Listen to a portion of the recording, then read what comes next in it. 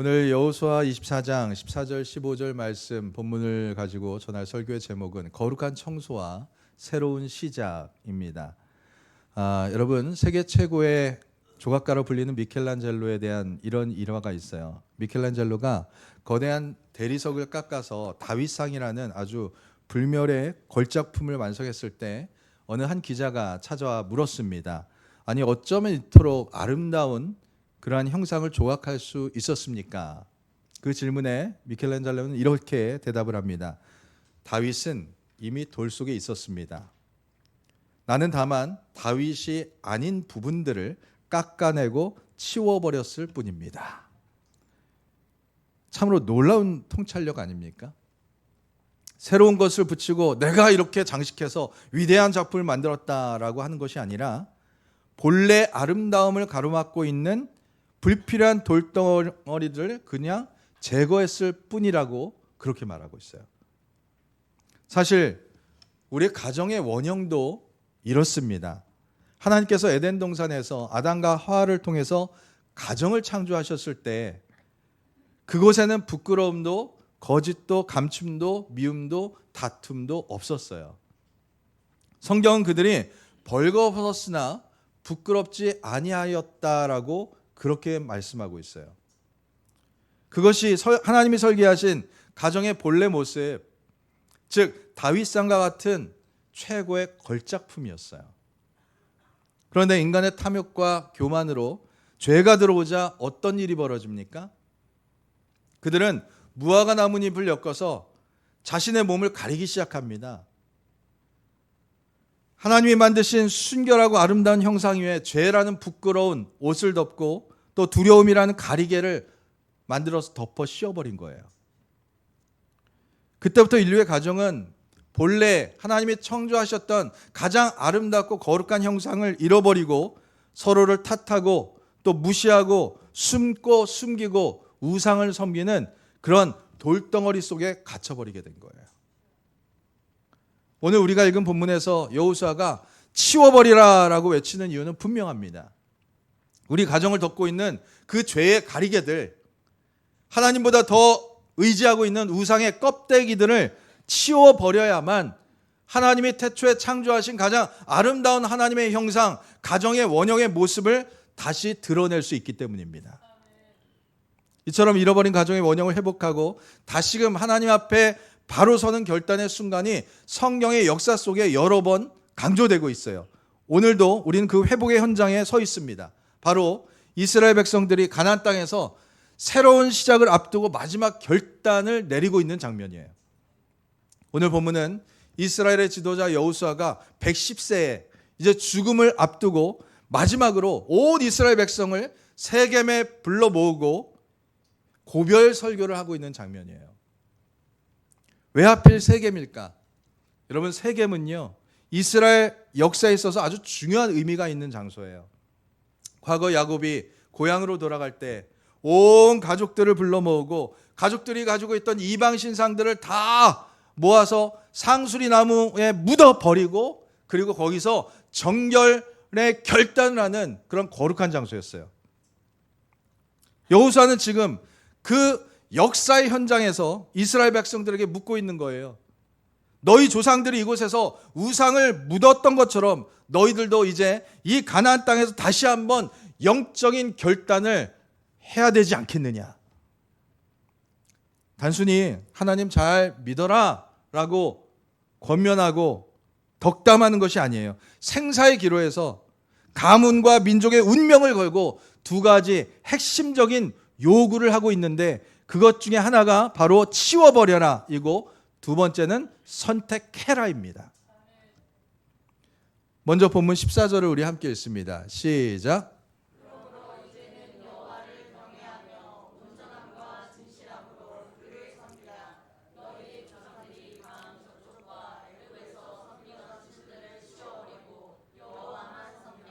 아멘. 치워버리고 여호와만 섬겨라. 여러분, 여호수아는요 여호와를 섬기기 전에 먼저 선행해야 될 것이 무엇이냐? 바로 치워버리라는 거예요.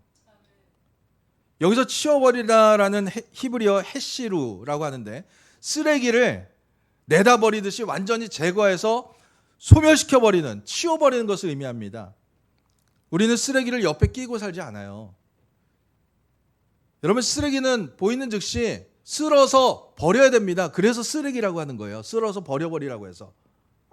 만약 쓰레기를 집안에 계속 방치하면 어떻게 됩니까? 냄새가 나고 오염이 되고 벌레가 생기고 나중에는요, 우리의 몸도 같이 병들어요. 삶의 터전이 망가집니다. 영적인 원리도 이와 같습니다.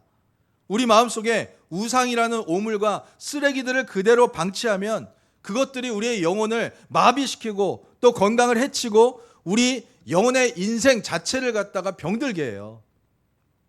나에게 해로운 것을 계속 내가 품고 살면서 하나님 앞에 복받기를 원한다는 것은 말이 안 되는 거죠. 왜 성경은 이토록 강하게 치워버리라고 명령하고 있을까요? 그것은 우리를 향한 하나님의 마음이 자녀가 오직 건강하고 안전하기를 바라는 부모의 마음과 같기 때문입니다. 여러분, 어린 자녀의 방에 깨진 유리 조각이나 상한 음식, 썩어서 곰팡이가 난 음식이 있다면 그것을 그냥 내버려둘 부모가 있습니까? 없습니다. 아이가 가지고 놀겠다고, 먹어보겠다고 아무리 때를 써도 부모는요, 아이의 손이 베일까, 발에 찔릴까, 먹고 배탈이 날까, 그것을 강제로 빼앗아다가 바로 치워버릴 거예요. 아이는 자기 것을 뺏긴다고 울며불며 원망할지 모르지만 부모의 눈에는요, 아이를 다치게 하고 병들게 하는 치워버려야 될 쓰레기들 뿐일 것입니다. 하나님도 마찬가지예요. 우리가 우상이라는 영적 쓰레기 때문에 영혼이 병들고 썩어가고 망가지는 것을 그냥 보고만 계시는 분이 아니에요.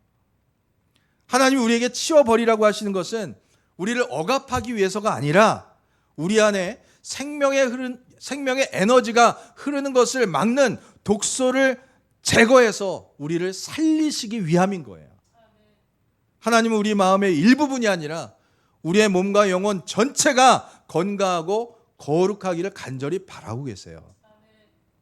놀라운 사실은 이스라엘 백성들이 가나안 땅에 들어와 살면서 여전히 장막 깊숙한 곳에 조상들이 섬기던 작은 우상들을 부적처럼 숨겨두고 있었다는 거예요. 겉으로는 성막에 가서 제사를 드리지만 여전히 영혼을 갉아먹는 미신과 악한 습관들을 아직도 가지고 있었어요. 이것이 오늘 우리 가정을 향한 하나님의 엄중한 지적일 수 있습니다.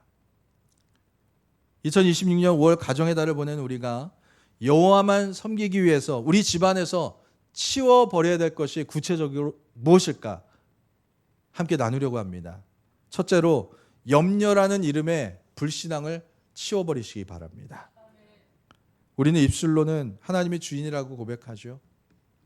그런데 실생활에서는 건강 문제나 또 재정 문제, 노후 문제, 진로 문제 등 여러 가지 문제들로 밤잠을 설칠 때가 많아요. 처음에는 내가 그냥 염려하는 것 같다도 나중 되면 염려에 오히려 내가 붙잡히고 사로잡힙니다. 여러분, 염려한다고 일이 해결됩니까? 오히려 우리의 영혼을, 우리의 몸을 병들게 할 뿐이에요. 과도한 염려는 하나님을 불신하는 죄가 됩니다.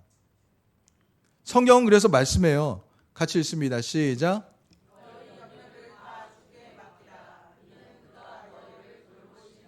아멘. 내가 가지고 있어도 아무런 소용이 없어요. 내가 움켜잡고 있어봤자 나만 병들게 해요. 그러니까 염려를 어떻게 하라고요? 주께 맡기라는 거예요. 너가 품고 있지 말고 끙끙대지 말고 혼자 고민하지 말고 주님께 맡겨라. 주님께서 그 문제를 해결해 주시고 너를 돌봐주시고 너를 살려주실 것이야. 여러분, 우리 마음과 생각 속에 염려가 또 걱정과 짜증과 불안이 엄습해오고 우리의 심령을 붙잡으려고 할 때, 그럴 때 여러분 붙잡히면 안 돼요. 인간이 연약하기 때문에 염려할 수밖에 없죠.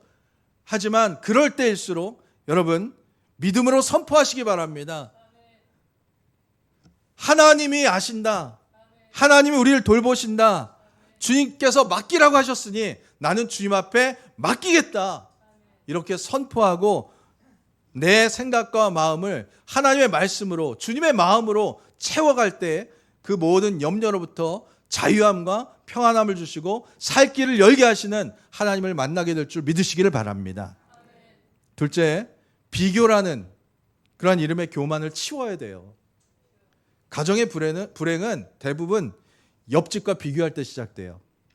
다른 집 남편, 다른 집 자녀, 다른 사람이 가진 것과 비교하는 순간 하나님이 나에게 또는 우리 가정에 주신 은혜와 복은 보이지가 않아요. 비교는 결국 하나님이 나에게 부족하게 주셨다, 하나님이 날 사랑하지 않는다라는 원망으로 이어집니다. 성경은 말합니다. 우리 같이 읽습니다. 시작.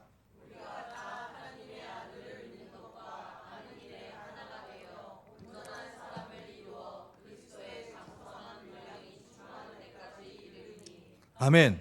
여러분 잘 기억하세요. 우리의 비교 대상은 옆집이 아니에요. 형제자매가 아니에요. 바로 예수 그리스도여야 합니다. 행복의 기준을 세상의 기준이나 사람들의 기대와 형편에 두지 마세요. 남들이 얼마나 가졌느냐 누렸느냐가 아니라 내가 어제보다 오늘 더 예수님을 닮아가고 있느냐, 예수 그리스도의 장성한 분량에 더욱더 가까이 나아가고 있느냐, 그것이 우리의 유일한 기준이 되어야 돼요. 남들의 시선에 맞추기 위해서 허세를 부리거나 남들도 보다 부족하다고 낙심하는 삶을 이제는 다 치워버려야 돼요. 대신 우리 가정을 향한, 또 나를 향한 하나님의 특별하고 온전한 계획에만 집중하는 힘을 쏟는 우리 가정이 되어야 될 줄로 믿습니다. 세 번째로, 세상적 즐거움에 몰입하는 습관을 치워버려야 돼요.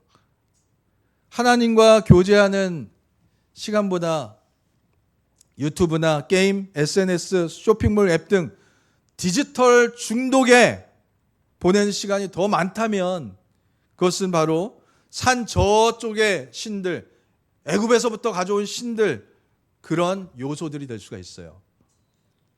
자극적인 영상이나 분노를 일으키는 정치적인 댓글들, 음란하고 타락한 문화적 습관들을 내 마음속에서 또 우리 집안에서 치워버려야 성령께서 나와 우리 가정을 돌보시고 통치하실 수 있습니다. 성도 여러분, 이처럼 우리가 우리 몸의 병을 고치기 위해서 먼저 독소를 빼내야 되듯이 우리 가정의 영적 건강을 회복하기 위해서는 반드시 먼저 치워버려야 될 것이 있다는 거예요. 여러분 가정이 여전히 방치되어서 냄새나고 또 썩고 있는 영적 쓰레기들이 무엇입니까? 그것이 무엇이든지 오늘 이 시간 예수 그리스도의 이름으로 깨끗이 쓸어버리시기를 바랍니다. 우리를 병들고 해치는 것들로부터 우리를 온전하게 하시고 건강하게 지키고자 하시는 하나님의 부르심에 여러분 결단하고 하나님 앞에 나가세요. 여러분의 가정에서 하나님을 가로막고 있는 그 오물들을 깨끗이 치워버릴 때 비로소 하나님의 생명력이 넘쳐나는 참된 새로운 시작이 우리 가정 안에 일어나게 될 줄 믿으시기를 바랍니다. 두 번째로, 자 이제 치워버리고 나면 그리고 나서 우리가 해야 될 일이 무엇입니까? 15절에서 여호수아는 외쳐요. 같이 읽습니다. 시작. 아멘. 오늘 택하라. 결단을 촉구하고 있죠. 자, 많은 성도들이 언젠가 나도 열심히 신앙생활을 할 때가 오겠지, 언젠가 난 열심히 열심히 하고 믿음이 좋아질 때가 오겠지라고 막연히 기대하고 뒤로 미루는 경우가 참 많아요. 그러나 여호수아는 분명히 말합니다. 신앙은 오늘 내가 누구의 편에 설 것인지를 결정하는 결단의 연속이라는 거예요. 여러분 성경에는요 중간지대가 없어요. 하나님을 섬기든지 아니면 세상을 신을 섬기든지 둘 중에 하나를 선택해야 됩니다. 하나를 선택했다라는 것은 또 다른 하나를 과감하게 포기하고 버렸다라는 거죠. 우리가 하나님을 선택했다면 하나님이 싫어하시고 기뻐하지 아니하시는 일은 단호하게 NO라고 외치고 버릴 수 있어야 돼요. 자녀들은 부모의 설교를 듣고 자라는 것이 아니라 위기의 순간 부모가 무엇을 선택하는지를 보고 하나님을 배운다는 사실을 여러분 기억하시기를 바랍니다. 이제 우리가 여호와를 섬기기로 선택했다면 우리 가정의 생활 방식은 우선순위가 재정립돼야 돼요. 첫째로 예배를 가장 우선순위로 선택하시기 바랍니다. 바쁜 주말 스케줄, 또 주말 근무, 가족 모임 등 예배를 방해하는 수많은 이유들이 존재해요. 그러나 그때마다 여러분 질문하시기 바랍니다. 나는 오늘 누구를 선택할 것인가? 성경은 하나님을 가까이 하는 자의 복에 대해서 이렇게 말씀하시거든요. 같이 읽습니다. 시작.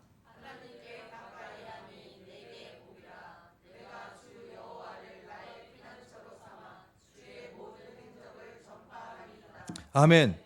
예배를 통해서 하나님을 가까이 하는 것이 내게 가장 큰 복인 줄 믿고 항상 어디에 있든지 무엇을 하든지 예배 중심의 선택을 할 때 또 여러분의 가정이 하나님을 예배하는 가장 거룩한 처소가 될 때 그 가정은 세상이 흔들 수 없는 영적인 명문 가문이 될 것입니다.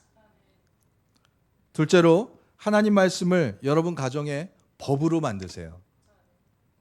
가정 내에서 중요한 의사결정을 할 때 세상의 기준이나 사람들의 말에 따라서 결정하는 것이 아니라 먼저 하나님의 뜻이 무엇인지 말씀에 귀를 기울이고 기도 시간을 확보하시기 바랍니다. 성경은 말해요. 같이 읽습니다. 시작. 아멘. 세상이라는 어두운 길에서 우리 자녀들이 넘어지지 않고 생명길, 안전한 길, 복된 길로 걸어갈 수 있는 비결은요, 바로 부모들이 우리 집은 무조건 성경의 원리대로 한다 라는 확고한 선택의 등불을 밝혀줄 수 있어야 돼요. 세상의 말들을 치우고 하나님의 말씀을 먼저 여러분 가정의 기준으로, 법으로 삼으시기를 바랍니다. 그리고 마지막 세 번째로 축복과 격려의 언어를 선택해야 됩니다. 말은요, 습관이기 전에 선택이에요. 비난하고 싶은 순간에 격려를 선택하고 화내고 싶은 순간에 오히려 축복을 선택하는 것이 신앙이에요. 우리 함께 읽습니다. 시작.